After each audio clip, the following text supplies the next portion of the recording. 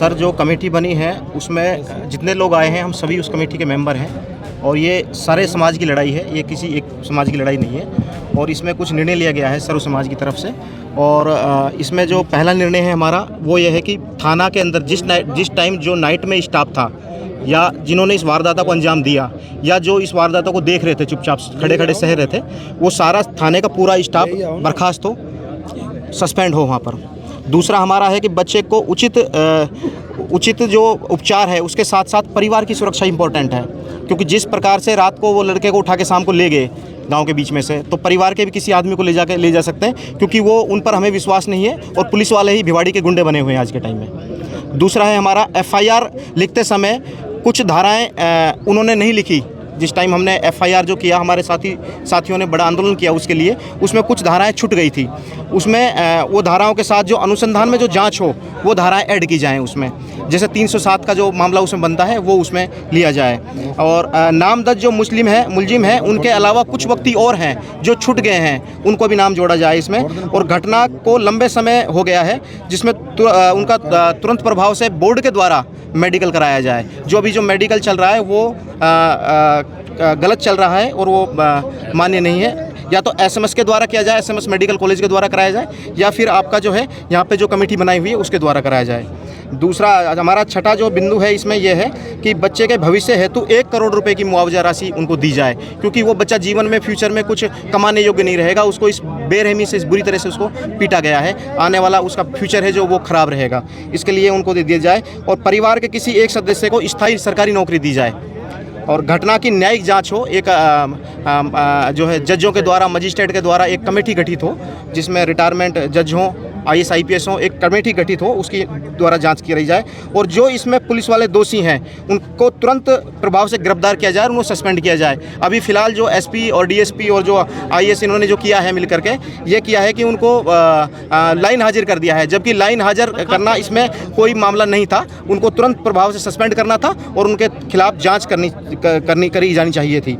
और इसमें जो हमारा एक मामला है कि SP और DSP भी इस मामले में संलिप्त हैं, क्योंकि ये मामला जब थाने में हुआ उनकी नाक के नीचे हुआ। मात्र SP ऑफिस से मात्र 1 किलोमीटर दूर जो है ये थाना है और DSP के निवास से मात्र 100 मीटर भी ये दूर ये नहीं है। इसका मतलब ये है कि SP और DSP भी यहाँ पर लिप्त है इस मामले में, और उनके खिलाफ भी हम लोग इसमें केस दर्ज करेंगे।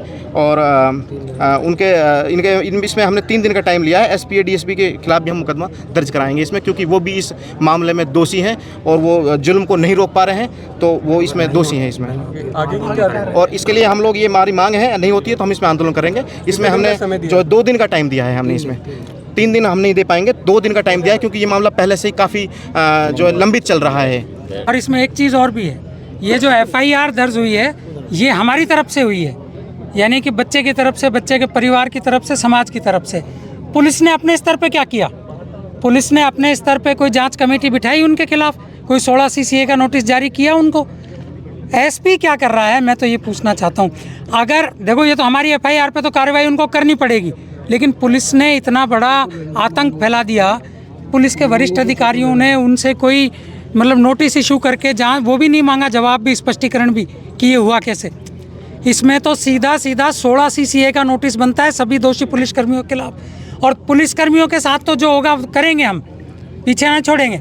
लेकिन एक आदमी जो हमने कहा कि जो छूट गए हैं, मनीष वशिष्ठ नाम का व्यक्ति है जो प्राइवेट गाड़ी का ड्राइवर है, जिसने सबसे पहले इसमें मारपीट शुरू करी, उस मनीष वशिष्ठ का नाम इसमें शामिल होना चाहिए और उसके खिलाफ अलग से 307 का मुकदमा दर्ज होना चाहिए। वो तो पुलिस का कर्मचारी भी नहीं है, उसको थाने के अंदर घुस के, लॉकअप के अंदर मारपीट करने की इजाज़त कैसे मिल गई?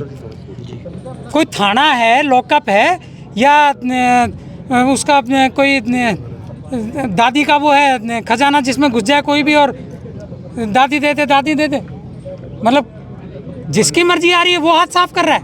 दवा बनाने पुलिस का ट्रेनिंग सेंटर खोल रखा है क्या 3rd डिग्री देने के, सिखाने का? प्राइवेट ड्राइवर की औकात कैसे होगी उस लॉकअप में जाके मारपीट करने की?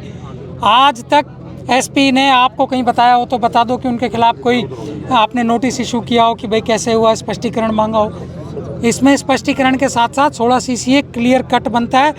जितनी भी कार्रवाई पुलिस ने लेके 21 तारीख से 25 तारीख के बीच में करी है, सारी गैर कानूनी है। अलग अलग धाराओं में, एक से एक बड़ी धाराओं में सारी कानून की धज्जियाँ उड़ाई गई हैं। बिना FIR के लड़के को उठाना, नाबालिग को उठाना और नाबालिग को उठा के रात भर थाने में रखना, उसके साथ जो अमानवीय अत्याचार जो किया वो करना, उसके बाद उसको बिना बताए, बिना घर वालों को बताए स्टार हॉस्पिटल में भिवाड़ी ले जाना, वहाँ की जांच कहाँ गई पता ही नहीं आज तक, उसकी कॉपी आज तक घर वालों को नहीं दी, वहाँ से उठा के निम्स ले जाना, सारी अपराध है।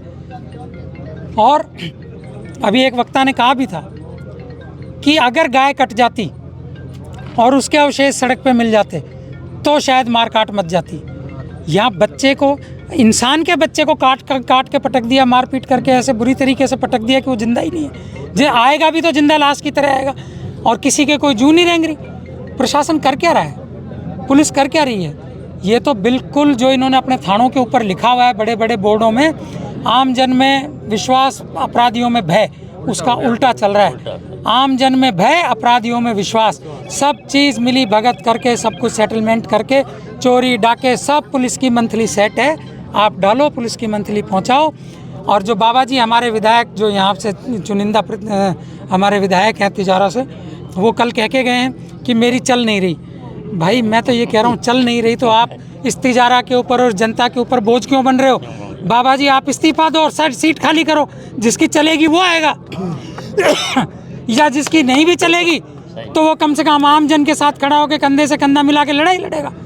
लेकिन ये क्या तरीका है? आप बोझ भी बने हुए हो, आपकी चल भी नहीं रही है, आपकी SP भी नहीं सुन रहा, सिपाही भी नहीं सुन रहा, सारे तो अधिकारियों से मंथली जारी है आपकी, आपके सारे रिश्तेदार मंथलियाँ वसूल रहे हैं, तब कैसे चल जाती है आपकी? मंथली लेने जाते हैं जब चल जाती है। आपके सारे कार्यकर्ता और रिश्तेदार झगड़े की ज़मीनें ढूंढ रहे हैं, लेकिन आपकी जब नहीं चलती। लेकिन गरीब बच्चे के साथ मारपीट होती है तो आपकी चलती नहीं है, जब डबल तब चल जाती है, तब SDO आपके कहने से फैसला दे देता है।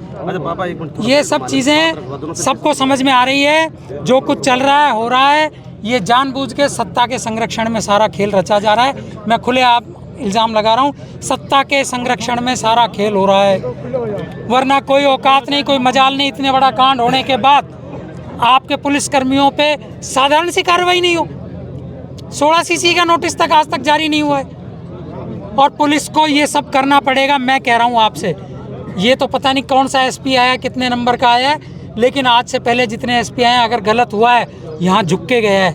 ये तिजारा की धरती है, बहुत ज़्यादा क्रांतिकारी है, लेकिन जब तक प्यार से बात करती है, प्यार से, फिर क्रांति भी दिखाएंगे। SP को भी दिखाएंगे, महकमे को भी दिखाएंगे, सरकार को भी दिखाएंगे क्रांति कैसे होती है, न्याय कैसे छीना जाता है।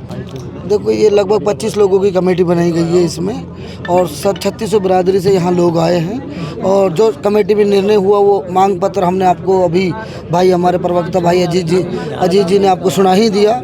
तो मेन जो बात है कि सर्व समाज इकट्ठा है, सारे भाई मिलकर लोकेश मेघवाल जी के लिए लड़ाई लड़ने के लिए तैयार हैं। और जो भी लापरवाहियाँ इतनी बड़ी घटना होने के बावजूद भी पुलिस प्रशासन ने की है, उसका खामियाजा भी इन अधिकारियों को, बड़े अधिकारियों को भुगतना पड़ेगा।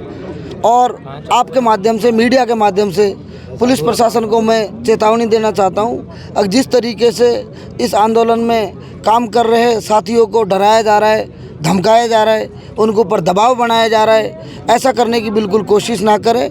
ये उनको उल्टा पड़ सकता है और ये उनको भारी पड़ सकता है। आंदोलन करना, न्याय के लिए लड़ना, ये हम सबका अधिकार है और हम इसके लिए लड़ेंगे।